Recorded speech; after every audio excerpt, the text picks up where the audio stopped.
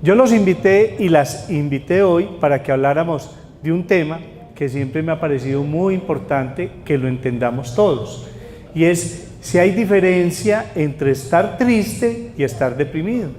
Porque mucha gente a veces le dicen, vea, con eso que le está pasando vaya al psiquiatra, y la persona dice, no, yo por allá no voy a ir, yo acaso estoy loco. Entonces, y esa tristeza a veces como que se lo va consumiendo. Entonces hay una diferencia que se da para uno saber si está triste o está deprimido. Yo esta conferencia la podría resolver de una manera muy rápida, yo diría que en menos de un minuto, porque la diferencia entre estar triste y estar deprimido es una sola. ¿Saben cuál? Cuando yo estoy triste, sé por qué estoy triste. Estoy triste porque tuve una pérdida emocional, estoy triste porque tuve la muerte de un ser querido, sea el que sea, estoy triste porque me quebré económicamente, estoy triste porque perdí el trabajo, estoy triste porque me dejó la novia o el novio, estoy triste porque se murió la mascota, estoy triste porque la hija o el hijo se fue para Australia a hacer un intercambio y no sabemos si va a volver, los muchachos ya están yendo muy lejos. En la época mía ir a Cartagena quedaba lejísimos, pero ahora todos van para Australia y dicen que queda ya a la vuelta de la esquina. Una vez, y mi hija me tiene que perdonar, una vez ella me aterrizó en la vida, que consiguió un novio en Pasto. Yo le dije, ¿usted sabe cuánto se demora de novio para venir aquí? Y me dijo, lo mismo si vivieran en Londres, 12 horas, y es verdad, ¿sí o no? En Londres viene en avión y en Pasto en bus se demoró 12 horas. Ahí me aterrizó, ahí yo me di cuenta que yo no tenía la dimensión del mundo. Eso, la tecnología, el mundo global en que nos desenvolvemos. Entonces, la tristeza es porque se perdió algo, ¿no es cierto? Porque se casó el hijo, porque se casó la hija. Entonces, yo sé que porque estoy triste. Mamá, papá, venga, usted hermanito, ¿usted por qué está triste? Ay, ¿cómo no va a estar triste y perdí el semestre? ¿Cómo no voy a estar triste? Entonces sabemos que estoy triste por eso. Pero cuando yo tengo depresión, tengo como tristeza y otras cosas más de las que les voy a ir hablando y no sé por qué. No sé por qué. ¿Usted por qué está tan cariaburrido? Ah, yo no sé. ¿Usted por qué está llorando? Ah, yo no sé. Me dan unos ataques de llanto y no sé por qué. Venga, ¿usted por qué no está comiendo? Ah, yo no sé. ¿Usted por qué no quiere levantar de la cama? Ah, yo no sé. ¿Usted por qué ni siquiera se cepilla los dientes y se baña? Yo no sé. O sea, cuando yo estoy triste sé, cuando estoy deprimido, no sé. Ya se acabó la conferencia, esa era la clave, esa era la clave del asunto, ¿sí o no? Diferencia entre tristeza y depresión. Listo, resuelto el caso y chuleado, harto. Chuleado. Pero, ¿qué pasa en la vida normal? Eso es como lo que dice el libro, ¿sí o no? Uno lee el libro, yo antes de venirme para acá volví a leer un libro, a ver si había algo nuevo que decir. No, busquen cualquier libro y verá que dice, tristeza es una emoción normal,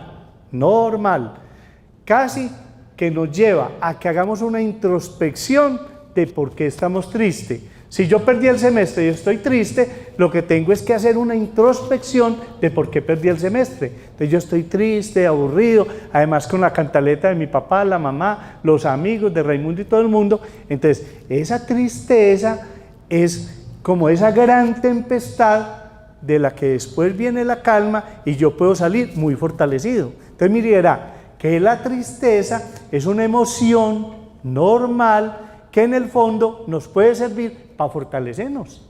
Es como, acuerden que hay un poema que se llama Canción de la Vida Profunda.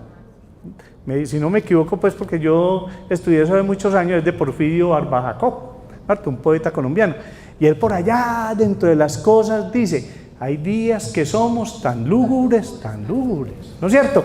Quiere decir, hay días en que estamos tristes, pero hay días en que estamos contentos, y eso es normal. Y hay días en que tenemos unas ganas de hacer de todo, y otros días en que nos da una pereza hacer cualquier cosa, pero es normal, son emociones normales. El miedo es normal, pues si se sale un tigre del zoológico y yo no siento miedo, me comió el tigre, ¿sí o no? Yo necesito el miedo es normal, es una emoción normal, pero a veces la gente piensa que no, la ira también es normal. Pues si a mí me dicen una cosa muy maluca y me miran mal y me escupen en la cara, lo más normal es que yo sienta ira, ¿sí? Lo que no es normal es que yo esa ira la transforme en violencia y mate al otro, eso sí no es normal, ¿sí ve? Entonces la alegría, la rabia, el miedo y la tristeza son emociones normales, lo mismo que la ansiedad. Tengo mucha ansiedad porque tengo muchas ganas de irme para Europa y estoy recogiendo la platica para irme para Europa. Estoy tan ansioso. Entonces, en vez de darme regalo del Padre, lluvia de sobres. ¿Sí o no? Lluvia de sobres. Mi mujer, que es muy querida, puso esa norma en la casa, ¿cierto? Todos nos vamos a ir a pasear, entonces dejemos de darnos regalos. Lluvia de sobres. Eso es lo que está de moda, ¿o no? Entonces, tenemos una ansiedad por irnos a pasear. Eso es normal, ¿sí o no? La ansiedad también es normal. Entonces, la tristeza es normal, ya sabemos que es normal, porque es una manera de reaccionar frente a una pérdida. La tristeza nos ayuda a hacer una introspección sobre por qué se perdieron las cosas. Si el hijo se fue de la casa, yo tengo que sentarme a pensar, bueno, ¿por qué fue la hija? Estos días tuve una pacientica donde la hija se va a ir y ella está muy triste. Entonces la hija fue y le dijo por qué se iba a ir. Yo tengo un pacientico alcohólico que ya lleva 9 años sin tomar. Y cuando iba como en el 3er año sin tomar, la hija se le arrimó y le dijo, ¿usted sabe, papá, por qué me fui para España? Porque usted era un borracho mentiroso y yo no quería vivir con usted. Entonces ella estaba muy triste, muy aburrida, salió y se fue de la casa. Pero cuando él se fue de la casa, él se puso muy triste. Y sin que ella se lo dijera, él reflexionó la tristeza y ese dolor y ese vacío que sintió por la vida de la hija, lo llevó a reflexionar, lo llevó a pensar y lo llevó a tomar la decisión más sabia de la vida. ¿Cuál fue esa decisión? No vuelvo a beber. Y a los 3 años, la hija le confirmó que esa era la razón por la que se había ido, pero él la tomó desde esa tristeza y ese vacío tan profundo que sintió. Entonces la tristeza no solo es normal, sino que la tristeza nos puede ayudar a fortalecernos. ¿Sí o no?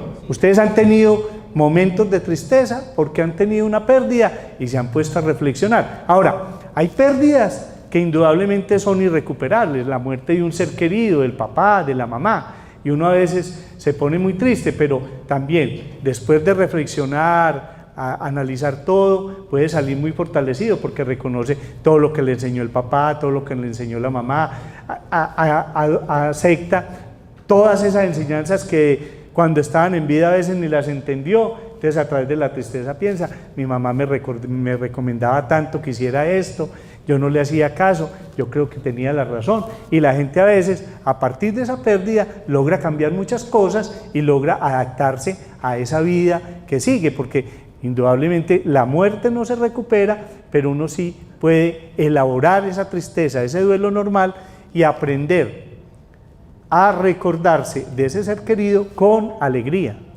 Porque mire, el duelo, que hace parte de la tristeza y que es mucho y que tiene mucho que ver con la pérdida de un ser querido, no implica la elaboración del duelo, porque mucha gente le da miedo, no, es que elaborar el duelo, ¿cómo así, doctor? Entonces me tengo que olvidar de mi mamá, como me dicen en el consultorio. Yo a mi mamá no la quiero olvidar, doctor, eso sí pues, pero lo que hacemos es que se siga recordando de la mamá, pero no con tristeza, sino que se acuerde de todas las cosas bonitas, de toda esa alegría que la mamá le dio, de todas esas cosas que le enseñó y de todo lo que disfrutó a la mamá. Entonces ya, yo elaboro el duelo y en este momento, yo que ya elaboré el duelo de mi mamá y de mi papá, yo me acuerdo de mi mamá y me río mucho de todas las cosas que decía. Sí, Ave María, eso. Les cuento un cuento. Mi papá había muerto como 20 años antes. Y cuando ya estaba muy enfermita, ella lo veía, y lo veía con la misma ropa, ¿sí? Y un día llamó a mi hermana y le dijo, oye, ¿usted por qué no le lava la ropa a su papá? ¿Sí? Entonces mire esa historia tan bonita, ¿Qué tal que yo ahora, pues, contándola, me pusiera a llorar a moco tendido y les diga, no, ya acabó la conferencia porque me voy a poner a llorar por mi mamá? No, yo me río y lo gozo. Entonces, la tristeza, el elaborar un duelo adecuadamente, nos permite, ¿qué? Seguir adelante en la vida, tomar todas esas enseñanzas, todas esas historias, disfrutarlas y convertirlas en parte muy importante de la vida sin tener que olvidar a ese ser querido. Entonces, la tristeza, vuelvo y les repito, es normal. Entonces, ¿qué pasa con la depresión? Que es de lo que también hay que hablar. La depresión, no la que arregla el que va por la calle gritando se arregla la depresión, sino la depresión como enfermedad, ¿cierto? La depresión como enfermedad consiste en que yo me pongo triste, muy triste, y esa tristeza no me permite, me saca como de la vida cotidiana, de las actividades que hago. Mire que cuando uno está triste, porque sabe por qué está triste, es capaz de ir a trabajar. Yo estoy muy triste, puedo ir a trabajo. Y en el trabajo hasta me desconecto un poquito, me olvido de la tristeza, me meto al trabajo. Y mucha gente le dice a uno, doctor, yo estoy muy triste, pero es como cuando no estoy haciendo nada. Pero la tristeza normal le permite ir a enfrentar la vida cotidiana, le permite ir al trabajo, le permite ir al grupo de la tercera edad, le permite ir a la gimnasia, le permite regañar a los hijos, le permite todo, pero está muy triste, ¿sí? O le permite salir con los amigos, como ven los muchachos, están muy tristes, pero bueno, como el amor es eterno mientras dure, eso se olvida muy rápido. Entonces, la tristeza nos permite adicionalmente seguir la vida como normal, con un bajón en la energía, pero una vida normal. La depresión es una tristeza tan profunda que nos impide enfrentar la vida. Las cosas cotidianas y normales se nos vuelven supremamente difíciles. Sí, además empiezan a aparecer unas ideas en la cabeza de desesperanza. Todo es negro. Venga, ¿y cómo era su vida? Mira para atrás. No, doctor, siempre he sido triste. Yo nunca he tenido alegrías. Y está la hija sentada ahí y le dice, oiga mamá, entonces cuando fuimos a Europa y pasamos tan bueno, usted estaba muy triste. Mi hija, yo ni me acuerdo. Sí, yo ni me acuerdo. Porque la depresión es como si a uno lo metieran en una campana de cristal negra. Sí, en una campana de cristal con vidrios polarizados, para que me lo entiendan. Entonces, si yo estoy en la campana de cristal y los estoy mirando a ustedes, los veo a todos oscuros. Yo no sé ni siquiera de qué color son las camisas y las blusas que tienen. Todo está negro. Y si miro para atrás, esa pared que es blanca, la veo negra. Y si miro para abajo, negro. ¿Eso qué quiere decir? Que si yo estoy deprimido, pienso en mi futuro y lo veo negro. Mejor dicho, de aquí para allá no hay nada. La vida no tiene sentido. La vida no vale nada. No, yo soy un estorbo. Soy un estorbo. Soy un estorbo. Mejor dicho, la gente viviría mejor sin mí.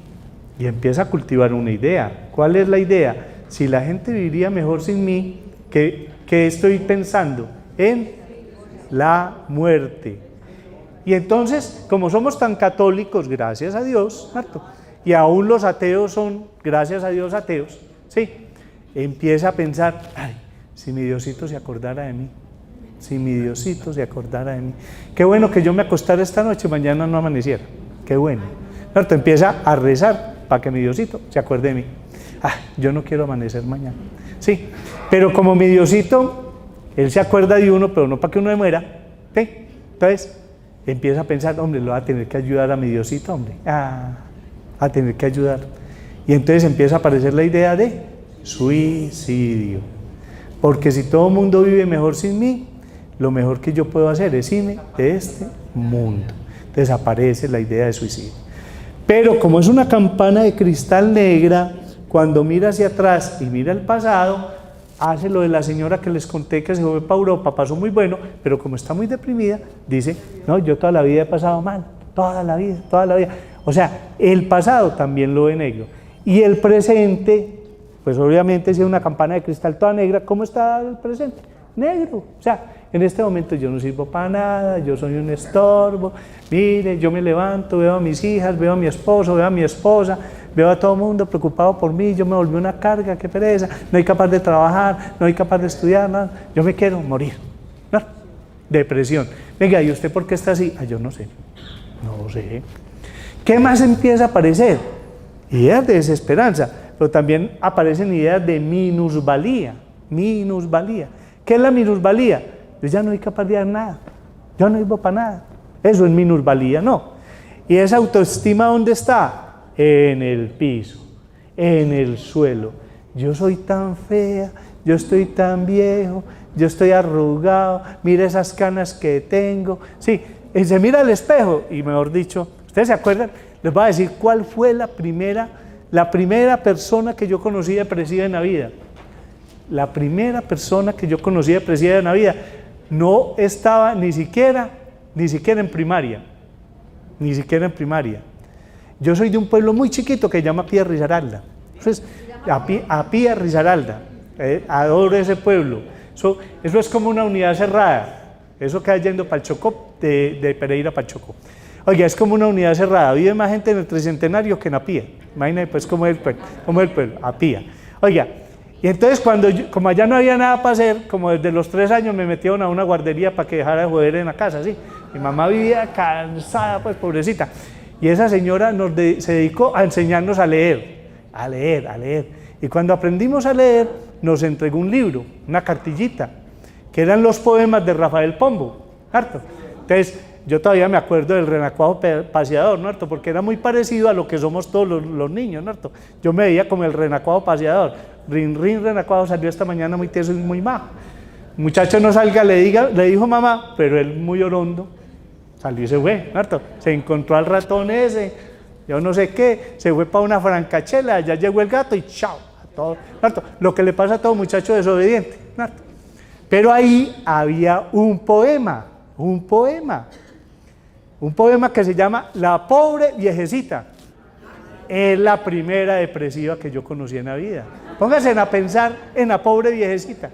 ¿Se acuerdan de la pobre viejecita? Yo no me lo sé bien, pero en resumen era así una pobre viejecita sin nadita que comer, sino postres, no sé qué, y pez, ¿no es cierto?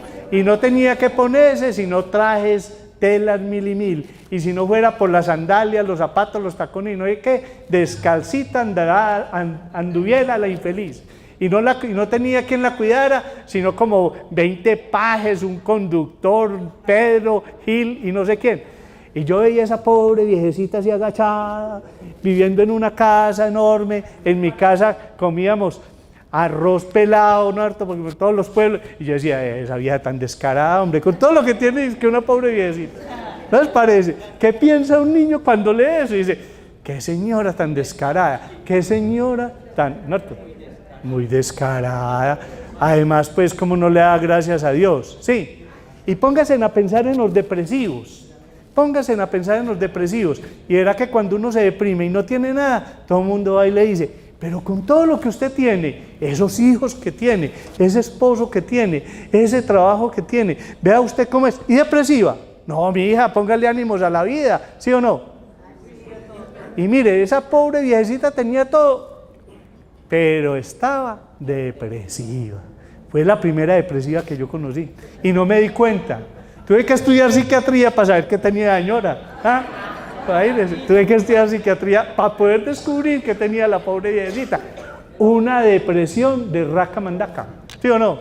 Pero de raca mandaca. Pues yo en la vida real no he visto a nadie tan depresivo como una señora, de verdad.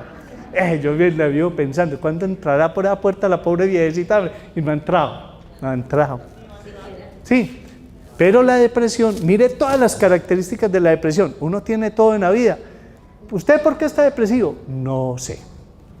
Porque la depresión es una enfermedad. Mire, una persona puede tener todo en la vida, y le puede dar diabetes. No.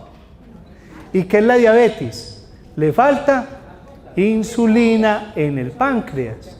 Y entonces, al no tener insulina en el páncreas, el azúcar se queda en la sangre y no pasa a las células. Entonces tiene exceso de azúcar en la sangre, pero tienen muy poquita azúcar en la célula, que es la que las necesita, entonces vive enferma, sin energía, aburrida.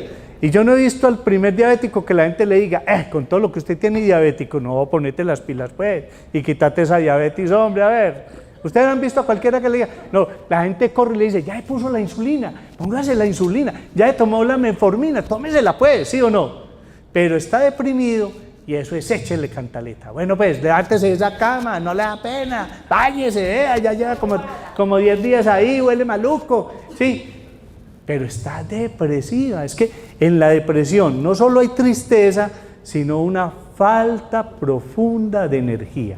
Es como si a uno le hubieran quitado las pilas. ¿Te acuerdan de la propaganda de Barta o de no sé qué, que eran unos conejitos tocando tambor? Y el que tenía pilas Barta iba por allá, y los otros, se deprimieron, se les acabó la batería, se les acabó las pilas. Y uno no le puede decir al conejito, córrale mijo, córrele, alcance al otro. No, ya no tiene pilas, ¿sí o no? Cuando uno está depresivo es porque algo aquí en el cerebro se acabó. Se acabó. Entonces, volvemos al cuento de la pobre viejecita. Tenía todo, pero ¿qué le faltaba a la pobre viejecita? Serotonina cerebral. Una sustancia que une y articula las neuronas para que se comuniquen entre ellas y para que entonces haya energía en el cerebro. Entonces, eso de que no le falta nada es carreta. Le falta serotonina. Serotonina. Entonces la depresión es una enfermedad ¿de dónde? Del cerebro. ¿Que se expresa en qué? En la mente. Porque ¿quién piensa? ¿Quién ama? ¿Quién tiene voluntad? ¿Quién tiene deseos? ¿Quién tiene la memoria? El corazón, el estómago, los riñones, el cerebro. Y si a uno le falta serotonina cerebral, puede hacer lo que quiera, lo pueden empujar para donde quiera. Una vez Avianca sacó una propaganda, y era, es que si está depresivo no vaya al psiquiatra y no que vaya de paseo para la costa. Y nosotros le vendemos el pasaje muy barato. Eso decía en resumen la propaganda de Avianca. Los que le hicieron caso a la propaganda de Avianca se llevaron al depresivo para la costa. Y les garantizo que tuvieron un paseo más aburridor que un chucho. No, depresivo. Es que, ¿acaso la depresión es porque estoy en Medellín? No, me voy para la costa y ya estoy depresivo, me quedo acostado en el hotel, no quiero ir a ninguna parte. Y todos los que están conmigo, écheme cantaleta. A eso nos hizo venir para acá. A estar aquí acostados, no hubiéramos quedado en la casa, ¿sí o no? Porque le hicieron caso a Bianca, en vez de haberla llevado, ¿a dónde? A donde el médico que trata la depresión, que es el médico psiquiatra. Pero entonces la depresión, una tristeza profunda, una falta de energía que no nos deja hacer nada, unas ideas de pérdida de futuro, unas ideas de minusvalía, unas ideas de desesperanza, una pérdida del sueño, duermo mucho o no duermo nada, en el apetito o como mucho o no como nada, empiezo a perder peso. Y a veces me pongo irritable, no tolero la bulla de nadie, no tolero ni que me hablen, ni que me visiten, no quiero hablar por nadie por teléfono, suena el teléfono y eso para mí es terrible, las cortinas de la casa están todas abajo porque todo tiene que ser negro, ¿sí? Y la cantaleta de los de la casa. ¿Qué hubo pues? Hágale a ver. Y van donde uno a veces y le dicen, oiga doctor, entonces ¿qué hacemos? La empujamos, la levantamos a las manos y nos la llevamos para el supermercado, para el centro comercial. ¿Y a qué la va a llevar para allá y con qué energía, mijo? Cuando uno tiene depresión, está enfermo. Y si uno está enfermo, ¿para dónde va? A la cama. Se va para donde el médico. ¿Por qué la cama enferma? Yo les digo, yo me acuerdo mucho de mi mamá era una señora muy sabia. Yo me acuerdo que fue a hacer el rural al pueblo, a donde yo nací, y era el rural. Y la gente le iba a consultar a ella. Y yo decía, oiga, pues, el médico aquí soy yo, ¿no? Todo el mundo se iba a consultarla a ella. Y allí me preguntaba por un ladito a ver qué les mandaba. Entonces, mamá era muy avispada, ¿sí? Entonces, mi mamá decía, la cama enferma. Pero si uno está enfermo, si uno está en una depresión, ¿para dónde tiene que ir? Para donde el médico.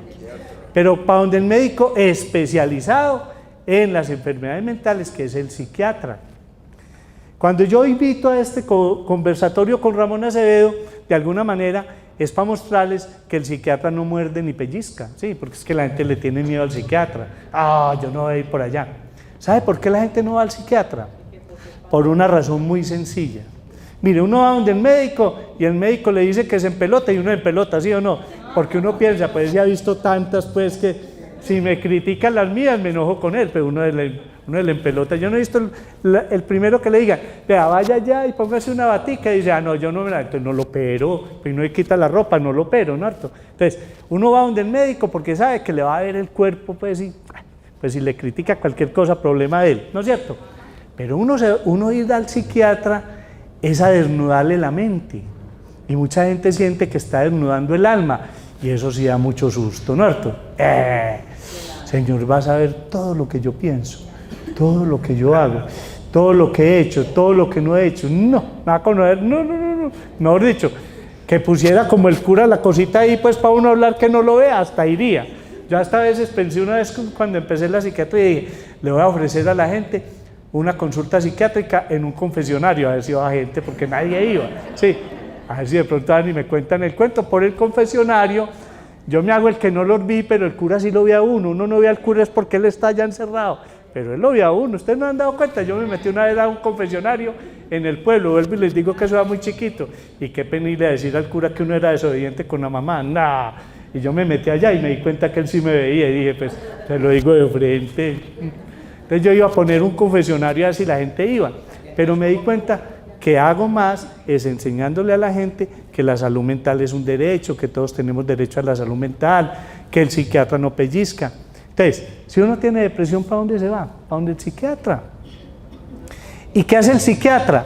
El psiquiatra hace una historia clínica como cualquier médico. Si siente que hay una cosa orgánica, porque hay enfermedades que pueden producir síntomas depresivos como la tiroides, entonces el que es psiquiatra le manda el examen de la tiroides, ¿no es cierto?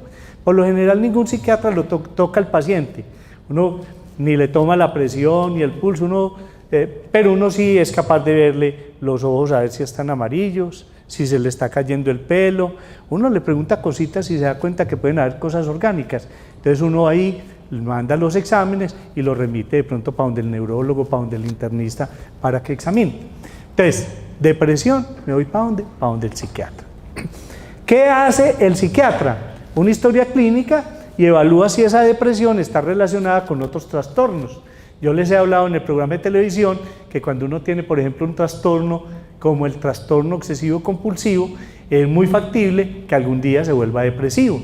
Si uno tiene un trastorno bipolar, que acuerde que les he dicho que es la manía, también puede ser depresivo. Incluso los bipolares son más depresivos que maníacos. Entonces pueden haber otras enfermedades. Eso es lo que hace el psiquiatra, evalúa, encuentra, y si encuentra otras enfermedades hace toda la historia y manda la medicación para la depresión. Esos medicamentos para la depresión, ¿qué hacen? Van al cerebro y suplen la serotonina, o sea, ¿reemplazan la serotonina? No. Esas sustancias van al cerebro y hacen que el cerebro active la producción de serotonina. Por lo tanto, esos medicamentos no deben ni de embobar, ni de enviciar, ni de matar el cerebro. Ahora, todos tienen experiencia, todos tenemos experiencia de que algún depresivo fue a donde el médico, le mandó una medicación y lo puso como bobo. No, doctor, vea, vivía así, dormido todo el día. No, si a uno la medicación lo pone bobo, es porque no le sirvió, la cambiamos por otra. Mire, yo he hecho muchas cosas en la vida, pero de las que más he hecho y más me ha servido como para entender el cuento, es que vendí zapatos. Oiga, usted se ha puesto a ver lo terrible que es vender zapatos. Eso la persona se sienta ahí, tráeme un 7, le trae el 7, eso me queda estrecho, tráeme un 7,5, mire, tráeme un 7,5. Cuando ya le sirve el 7,5 le dice, oiga, pero ese color no me gusta, tráigame uno negro.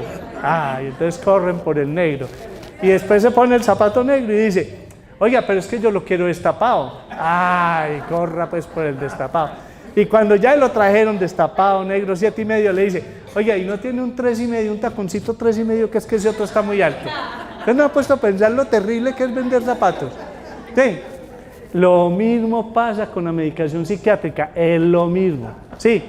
Entonces le mando fluoxetina, la pone boba, le da gastritis, le da dolor de cabeza. Cambio la fluoxetina y le mando sertralina. Ah, no, que es que la sertralina le da sueño y la pongo por la noche. Ah, no, pero es que al otro día también mantengo dormida. Entonces le mando escitalopram. Ah, que es que el escitalopram la marea. Le mando duloxetina. Ah, que es que la duloxetina le da gastritis. ¿Qué importa? Entonces le mando venlafaxina. Ah, que es que la venlafaxina le aumenta la ansiedad. Le mando Pristic. Oiga, eso hay como los zapatos, vea, hay de colores, de sabores. Sí, no se preocupen, no se preocupen. ¿Qué es lo importante? Uno poder decirle al psiquiatra cómo le está cayendo la medicación. ¿Cuál es el problema con la atención psiquiátrica de las EPS? Que le cambian a uno el psiquiatra en cada consulta. Entonces, el psiquiatra lee lo que dice ahí, nunca le pregunta a uno más, y uno le está diciendo, oiga, es que esa medicación me cae muy mal, y le manda la misma. Sí, porque la EPS no permite y no mandar eso. Por eso la mayoría de la gente no se alivia. No porque el psiquiatra sea malo, todos saben lo mismo. Muchos han sido alumnos míos porque yo soy profesor de la Bolivariana hace 28 años. Y cuando yo empecé a ser profesor allá todavía no sacábamos psiquiatras, sacamos psiquiatras hace 20 años. O sea, todos los psiquiatras de la Bolivariana han sido alumnos míos y les garantizo, así juradito, que todos son muy buenos. Pero cuando trabajan en las EPS, allá les enredan la vida, ¿sí me entiende? Pero mire todos los mecanismos que tenemos, que nos haga el CTC. Y si el CTC no sirve, le hacemos la tutela, y la tutela sirve, sí. Pero hay que aprender también cuáles son nuestros derechos. Bueno, ya me metí en la parte política. Cierro el paréntesis y sigo en la depresión. Entonces, cuando uno está deprimido, va al psiquiatra, el psiquiatra le manda el antidepresivo, le puede mandar otros medicamentos adicionales para bajarle la ansiedad, le puede mandar algunos medicamentos para mejorarle el sueño, pero después se los tiene que ir quitando y le deja solo el antidepresivo. Uno de los síntomas más comunes por los que consultan las personas depresivas es por la falta de sueño. La gente va y le dice a uno, doctor, es que no tengo sueño. ¿Cómo así que no tiene sueño? ¿Desde hace cuánto? No, doctor, yo llevo como 3 años sin dormir bien. Ah, bueno, ¿y qué ha pasado unos 3 años? Nada. Venga, ¿y en su familia había depresivos? Ah, doctor, mi mamá. Oiga, ¿y esa tía mía? Hoy hasta la hija mía, doctora, ahora que caigo en cuenta, está como depresiva. ¿Y usted ha estado depresiva? Doctor, sí. ¿Sabe que sí? Yo vivo triste, aburrida. Oiga, que mi marido me busque a ver cómo le va de bien, sí. Porque ¿sabe qué es lo primero que pierde un depresivo? Lo primero que pierde un depresivo es el apetito sexual, lo que se llama la libido. Y es lo último que aparece. Y por desgracia algunos medicamentos psiquiátricos también la afectan.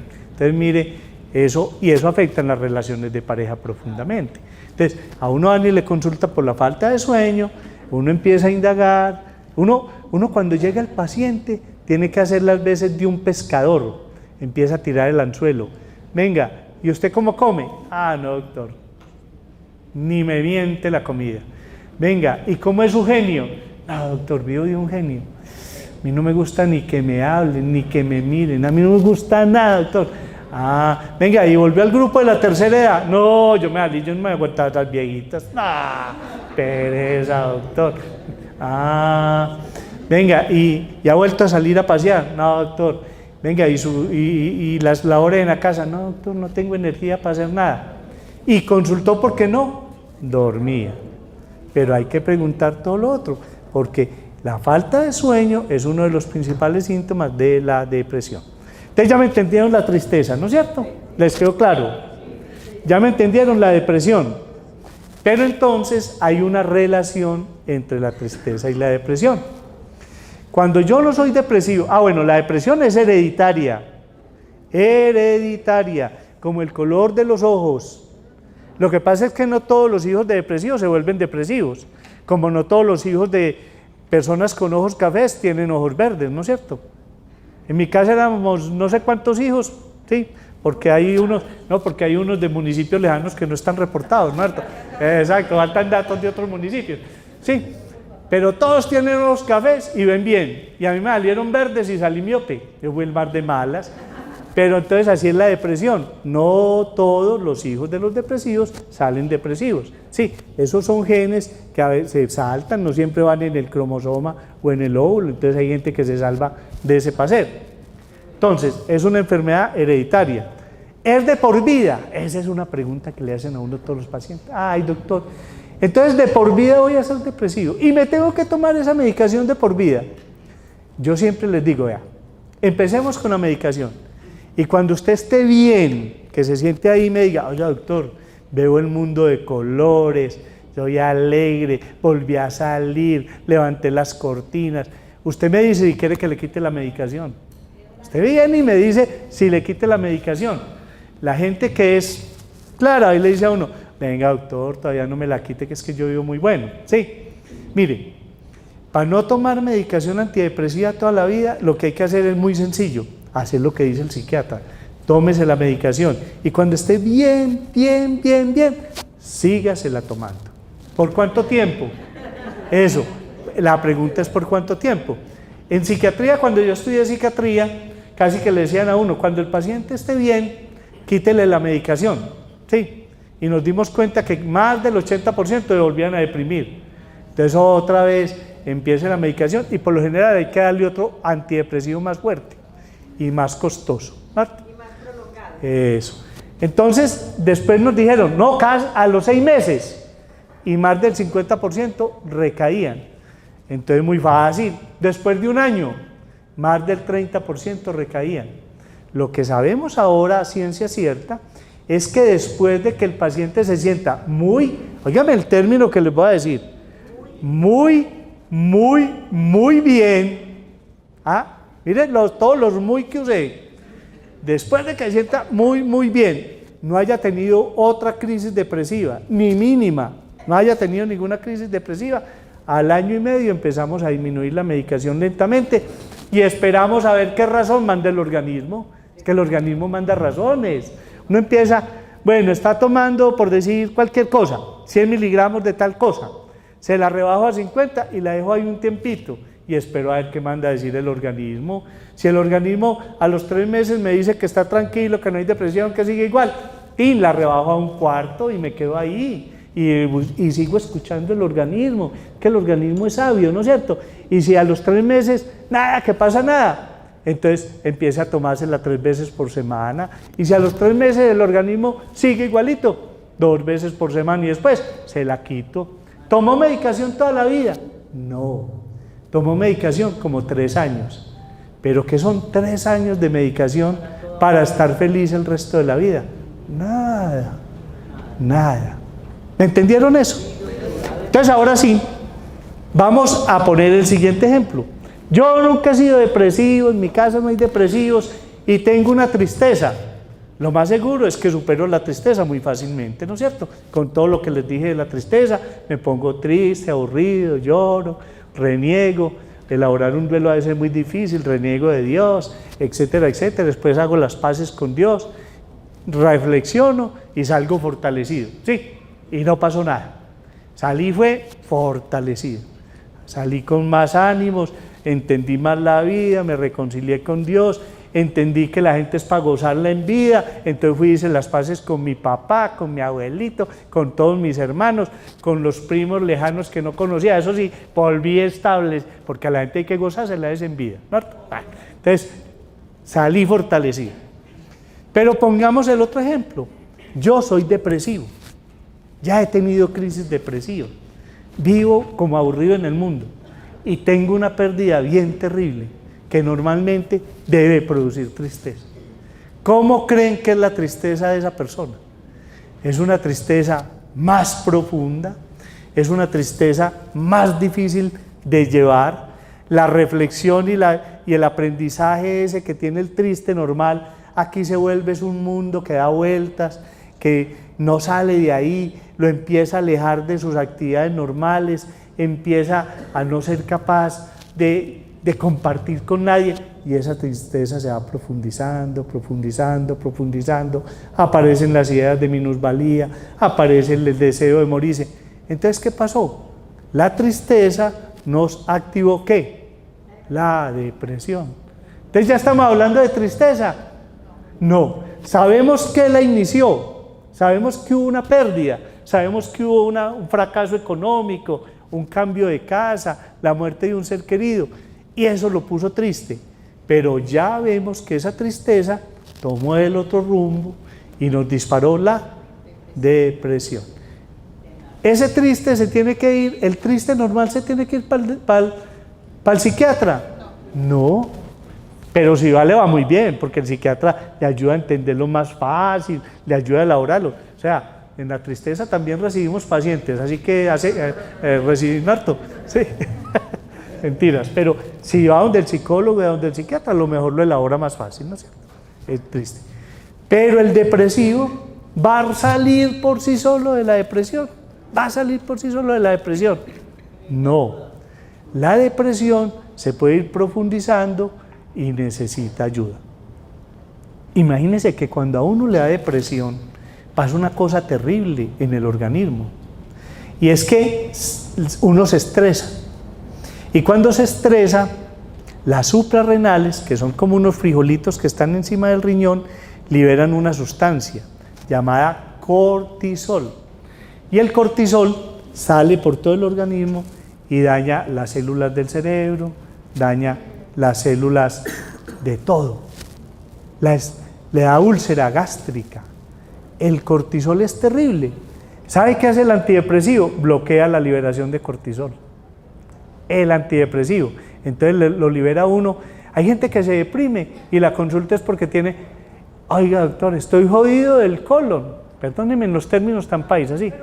Pero le dicen a uno es eso. Oiga doctor, esa colitis se me alteró. Oiga, y la gastritis no la tolero. Y es porque está estresado, se liberó el cortisol y el cortisol le está dañando el colon y le está dando la gastritis. Entonces uno le dice, tómese el antidepresivo. No, doctor, porque eso me va a caer mal. Sí, no, mire, eso es mágico. Incluso la hipertensión, cuando uno está depresivo y es hipertenso, se le empieza a descuadrar la hipertensión por el cortisol. Empieza a tomarse el antidepresivo y se mejora el colon, se mejora la gastritis y mágicamente los medicamentos de la presión vuelven a funcionar. Imagine todo lo que hace un buen antidepresivo. Entonces, tengo una tristeza que se vuelve depresión, y esa depresión empieza otra vez a alejarme de todo mundo, a llevarme a ideas de suicidio, y hasta me puedo suicidar. Si uno no se trata la depresión, pasa una cosa en el sistema inmune, o sea, en las células que defienden el organismo, y esas células se deprimen también. Ellas no lloran, sino que dejan de trabajar y dejan de producirse. Y cuando uno tiene el sistema inmune deprimido, las infecciones son más severas. Entonces le da una gripa y se convierte rápidamente en una bronquitis y en una neumonía. Pero ¿sabe qué es lo más grave? Que al bajársele a uno el sistema inmune, se le pueden disparar los cánceres. Los cánceres. Porque el sistema inmune, normalmente uno en el organismo, las células algunas están volviendo cancerosas, normalmente, en todos los organismos, pero las células que lo defienden a uno llegan y ¡tim!, las matan, ¡ching! Ellas andan, yo no sé con qué andarán, me imagino que con un revólver para que sea como más visual, pero ellas van, mentira, se las comen, se las fagocitan, ¡cha!, y las destruyen. Pero si yo estoy deprimido, el sistema inmune se paraliza, no tengo esas células guardianas recorriendo el organismo, y si se me va a disparar un cáncer, se disparó, y después de ojo sacado, no hay Santa Lucía que valga. Mentira, si a uno le da un cáncer y va a tiempo, le puede ir muy bien, pero cuando uno está deprimido y no quiere ir a ninguna parte y no se quiere aliviar, el cáncer se lo come rapidito, porque no vuelve ni siquiera donde el psiquiatra.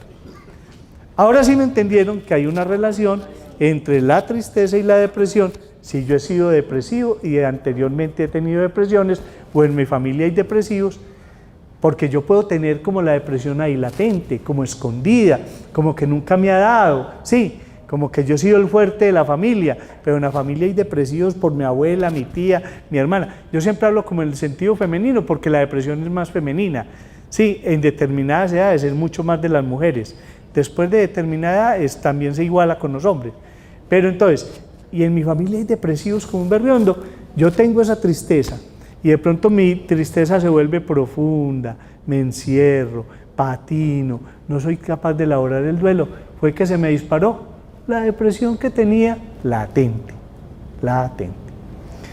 Otra complicación a la que lleva la depresión, adivine cuál es, al consumo de alcohol. Muchos depresivos se dedican a tomar trago porque el trago como que los activa y entonces como que el trago les ayuda a olvidar las penas, ¿sí? Entonces se me vuelven alcohólicos. Ustedes, les voy a decir una cosa, ¿de qué se muere uno cuando se queda encerrado en un ascensor? De pánico, listo, pero el pánico no mata, hay otra cosa que sí lo mata. No, de hambre tampoco, porque, sí, uno se muere de asfixia, porque no hay oxígeno.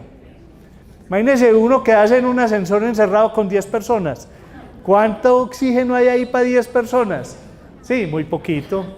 Entonces lo único que uno no puede hacer, óigame pues, hasta le puede dar pánico y gritar, orinarse y no sé qué más, ¿sí? Eso está permitido, Pero lo único que uno no puede hacer en un ascensor es prender una candela, porque cuando usted prende una candela está quemando el oxígeno, por lo tanto se le está acercando más rápido la muerte por parto. Entonces, mucha gente se asusta que porque no, es que no estamos viendo nada, prendan algo. No, pues ¿para qué necesito uno ver quién lo está tocando? ¿No? Eso, ¿sí me entienden?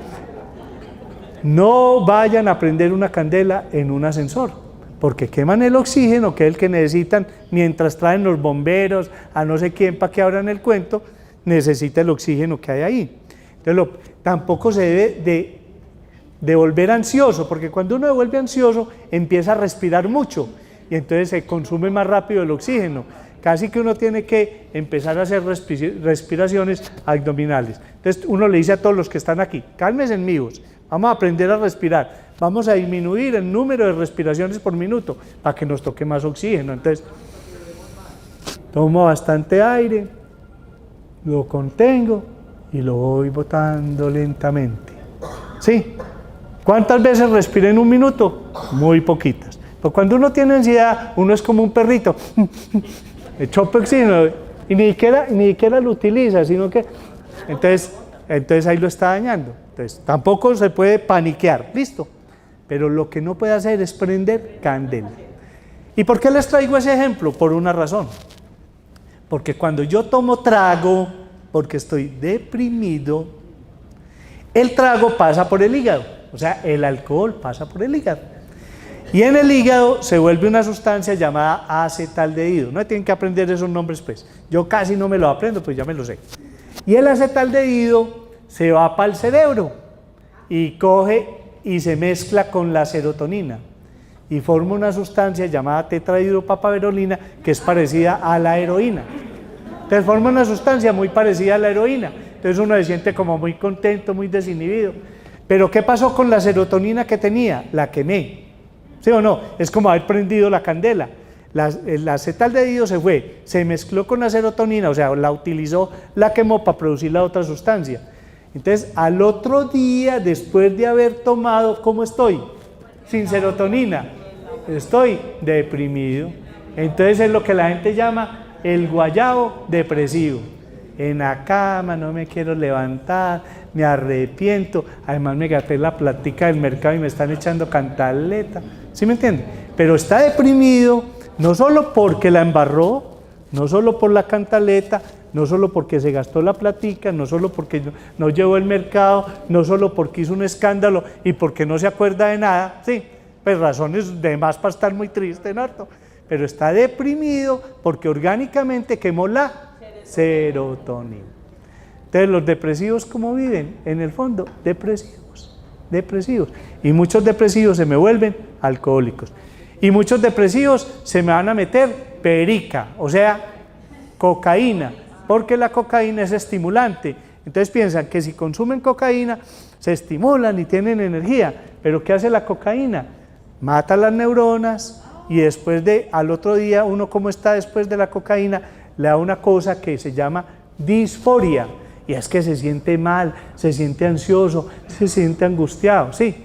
Y fuera de eso, cuando está bajo efectos de la cocaína, está arañado, está pensando que todo el mundo lo está mirando, está pensando que no sé qué, eso se llama arañado. Cuando ustedes oigan a los jóvenes decir, uy, ¿usted cómo está? Arañado.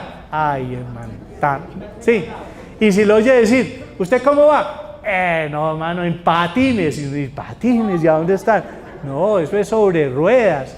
Y sobre ruedas es ¿qué? El Roche y el Ribotril. Y los papás a veces somos muy bruticos, ¿no? Es que ¿ustedes no se acuerdan de la propaganda que un muchachito estaba muy triste? Y el otro le decía, no, hermano, para esa tristeza, camine, le pegamos al perico. Y el muchachito le decía, ¿y qué culpa tiene el perico que la novia me haya dejado? No, es que no era el perico que él tenía ya al lorito que nosotros conocemos, el perico. ¿Cierto? Los padres debemos de saber de eso. Bueno, cierro el paréntesis. La depresión lo lleva a uno a consumir alcohol, si está más joven, porque también hay muchos viejos ahora que les dio por fumar marihuana, ¿sí? Y a meter perico, que porque eso lo estimula. ¿Qué están haciendo? Se están automedicando, ¿sí o no? Porque están tomando una sustancia para salir de la depresión. Oiga, y mire la contradicción, están tomando trago, están metiendo perico, ¿sí? Y van donde el psiquiatra, y lo primero que le dicen a uno es, oiga doctor, no me vaya a mandar drogas que a mí no me gustan. ¿Y usted qué está consumiendo? Está consumiendo drogas, alcohol, perico y marihuana. ¿Cómo hay que no le gustan las drogas? Y yo no le voy a mandar drogas, yo le voy a mandar medicamentos. ¿Sí? Entonces, mire todas las complicaciones que puede tener la depresión. Que se le bajen a uno las defensas y se le active un cáncer. Que le dé colitis, que le dé gastritis, que se le altere la presión arterial porque liberó el cortisol, ¿sí? Que le dé por consumir trago y eso le mantiene un círculo vicioso. Tomo porque estoy depresivo porque tomo. Que le dé por consumir drogas y que le dé por suicidarse. ¿Sabe cuántas personas se suicidan en Colombia al año? Se suicidan más en Colombia. Uno diría muy poquitas, pero se suicidan más de 1.700 personas al año. Eso quiere decir que se suicidan 3 personas, de 3 a 4 personas por día en Colombia, por día. Y cuando uno va y mira quiénes se deprimieron, quiénes se suicidaron, mucho más del 70% eran depresivos. ¿Y sabe qué más encuentra uno? Que se suicidaron bajo efectos del alcohol, porque se emborrachan para tener la fuerza para suicidarse, ¿sí? Se suicidan bajo efectos del alcohol. Y el otro 30% que se suicidan impulsivamente. O sea, hay gente que no se quiere suicidar, pero que quiere llamar la atención porque el novio la va a dejar, porque el novio lo va a dejar. Entonces, me tiro por la ventana, toman impulso y cuando ya van a llegar a la ventana se arrepienten, pero ya no son capaces de parar impulso. Desde el 12º piso y se mataron. ¿Se querían suicidar? No, querían llamar la atención. Se cortaron las venas, pero se cortaron tan profundo que se desangraron. Se tomaron todas las pastillas que habían en la casa y son tan de malas que se murieron. Pero no se querían morir, son impulsivos, sí, pero es un 30%. Pero el 70% de la gente que se suicida no es que sea muy guapa, no es que sea muy cobarde, sino que simplemente eran depresivos. Porque cuando uno está deprimido, insisto, es un estorbo. ¿Y sabe qué es lo más grave a veces de la depresión? Y todos los hemos vivido. ¿Se acuerdan de una señora que fue y le tiró los hijos al metro y después se tiró ella? Eso fue noticia. Pero yo conozco historias, porque yo trabajé en medicina legal, conozco historias de uno que fue y mató toda la familia, ¿sí? Se le acabaron los tiros. Después de que los mató porque estaba muy deprimido y él no iba a dejar los hijos sufriendo en este mundo, él los tenía que salvar, porque además iba a matar. Oiga, se le acabaron los tiros. Entonces era con una pistola y nada, entonces fue para la cocina, cogió un cuchillo y ¡tan! Se dio una puñalada en el corazón.